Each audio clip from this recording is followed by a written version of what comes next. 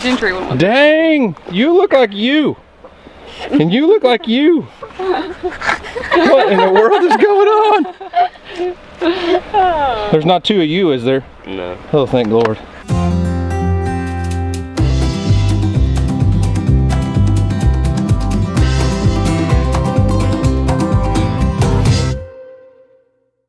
Well, what's up guys? This is Daniel from Arms Family Homestead, and we're out here doing a little work on the fence project today.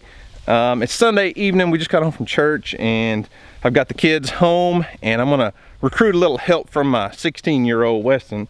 We've got to get out here and start driving some T-posts. We're gonna be putting in just steel T-post. Now here's one suggestion. If you're gonna build a fence, do it right. Do it right the first time. Don't cheap out on like low price wire and low price T-post. I promise you, you will not regret spending the money for buying a good brand of T-post and a good brand of wire.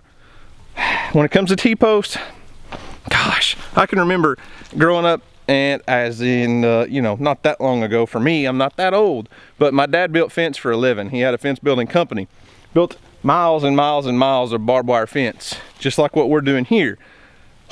T-posts were like $2 a piece. I remember when they'd get over $2, he'd get all kinds of upset.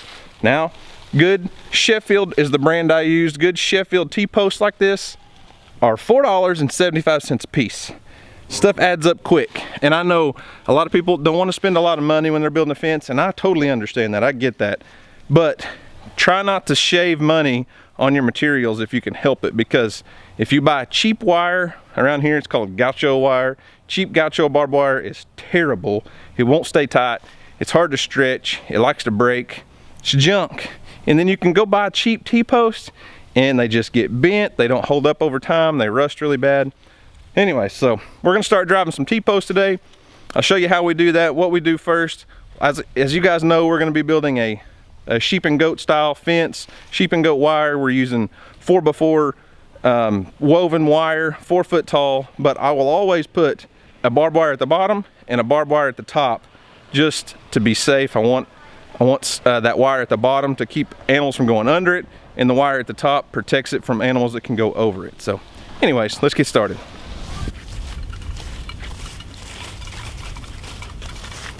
Are you gonna do that 3 times up and down that? 3 times? Yeah.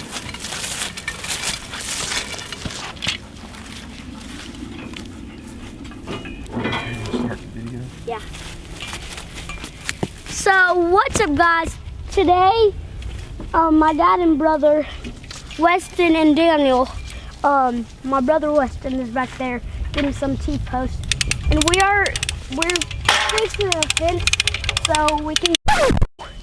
A what? We ain't told them what we're gonna get yet. No, we're not getting no. It's a secret what we're getting. Or whatever it is. So, wait, is it a horse? No, I don't think so. It's a secret. We're not telling them what we're getting, remember?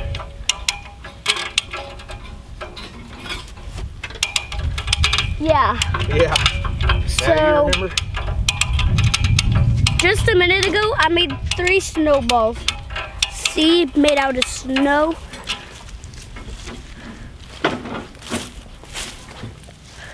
So yeah, and I'm going to throw them at my brother. Back up, Houston. Move, move, move, move.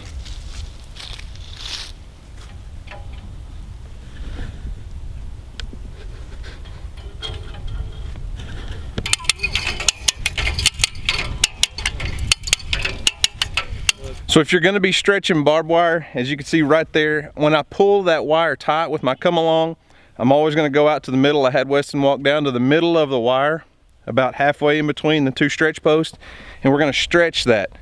Barbed wire, as it comes off the roll, it doesn't have kinks in it, but it's the 2 strands as they're braided together aren't super tight. So you always wanna get that wire as snug as you can with the come along, and then walk down in the middle and grab a hold of it and walk back and just stretch it. And then I promise you, as you walk back and drop it, you'll notice how much slack you pulled into that barbed wire. So if you try to stretch barbed wire without going out in the middle and pulling the slack out of it, it'll never stay tight. So couple years down the line, you'll go out and look, and your fence will just gradually get kind of loose. Your wires won't stay fiddle string tight, and I want those things tight. That's what keeps animals in. Huh? I said, do you remember where about the first T-post needs to go? Yeah.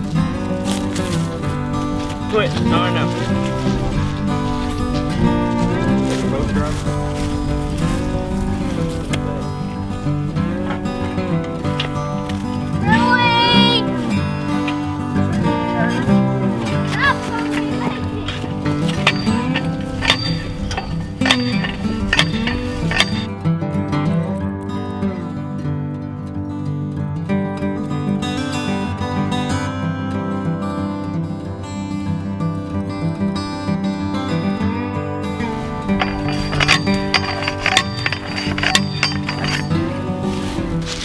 Look at that big old snowball.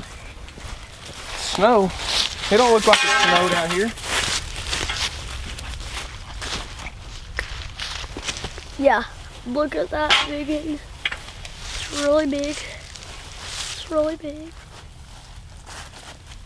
Sounds like Mom and them on their way back already.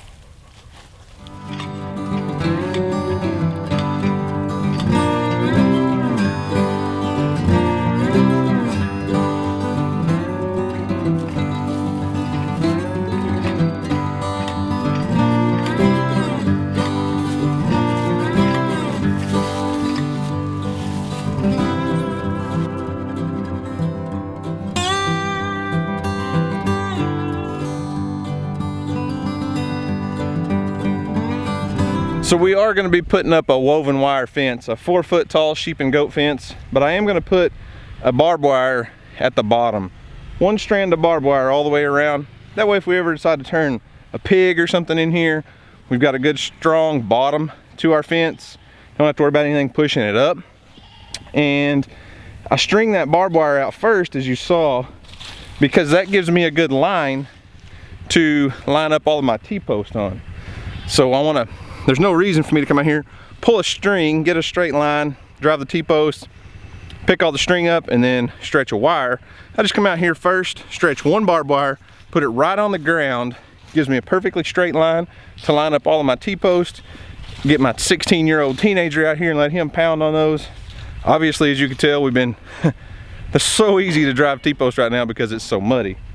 But that's all we're gonna do for today. We just had a couple hours before dark. Want to come out here and get all of our T-posts drove. Now we're ready to start stretching that woven wire fence.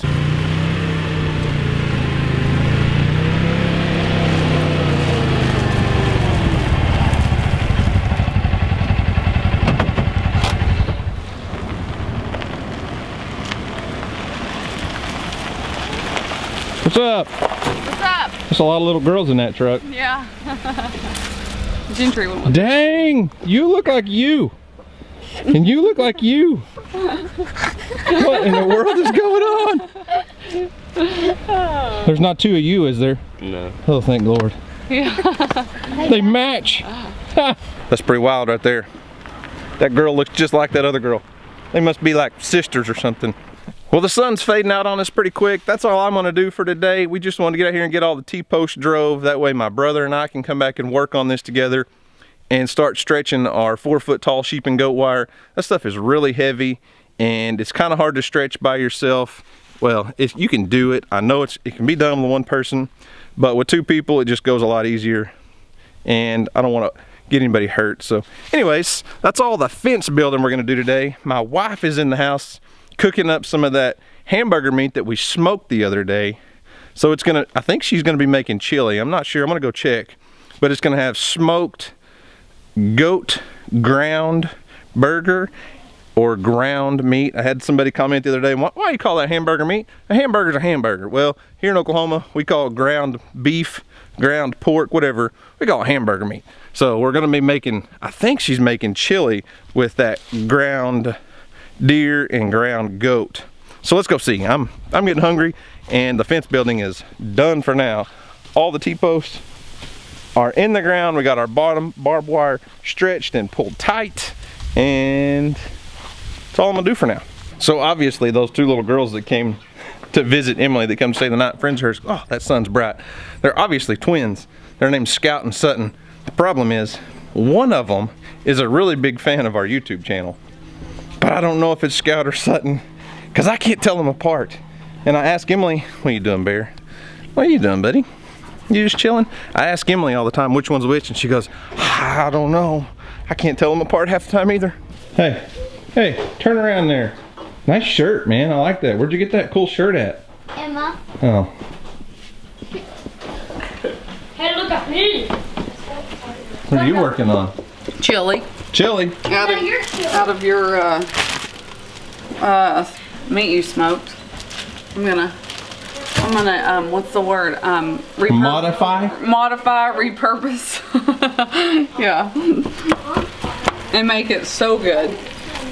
What? I'm gonna make it so good.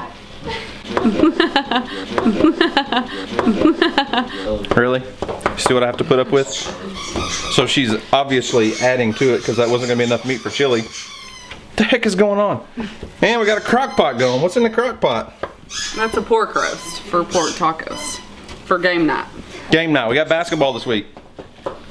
If this one survives. Got basketball games this week, so she's planning ahead. It's Sunday evening, and we're cooking up. Is there something you want to say? Cooking up meals for the week. So we're making a huge pot of chili. She's got a huge pork roast that we can make pulled pork tacos out of. So we're meal planning for the week here. Score for Mom. Emily? Yeah? I figured out which one of them is a fan of the YouTube channel. That one. No! No, that one. I'm so confused. I'm so confused. Well, they look the same because they're twins. Fine. Just three. You can't touch the two. Ready, set, go. Well, I think they've about got her full, don't you? Well, I'm not trying to hijack my fence building video and make a cooking video out of it. That was not the plan at all. So we're not going to get into like recipes and how we make our chili and what goes into this pork roast, pulled taco recipe and all that jazz. This was a fence building video. Sort of. I guess we did do some fence building out there. This dog cracks me up. Everybody wants to know what the dogs are doing all the time. Bella, sit. Sit, Bella. She's trying to be a camera hog. Bear was just out here laying down, weren't you, buddy? Huh. Well, guys, thanks for watching. Hope you enjoyed it. That's all I've got for today. We're just going to sit back and chill, have a relaxing Sunday afternoon with the family here, and eat a big pot of chili on a nice cold day. As you saw earlier, Houston had a snowball in his hand because we got a little snow yesterday. It's kind of how it does in Oklahoma. It snowed, but it's already melted now, except for kind of tucked up against the barn and stuff. There's a few places, but got about maybe an inch of snow. But it's been down in the 20s. It's been really cold. Today was kind of nice. I'd say about 40, 45 degrees. So anyways, just going to enjoy a nice relaxing afternoon. Guys, thanks for watching. Hope you enjoyed it. Y'all have a great day. And as always, we'll see you on the next video.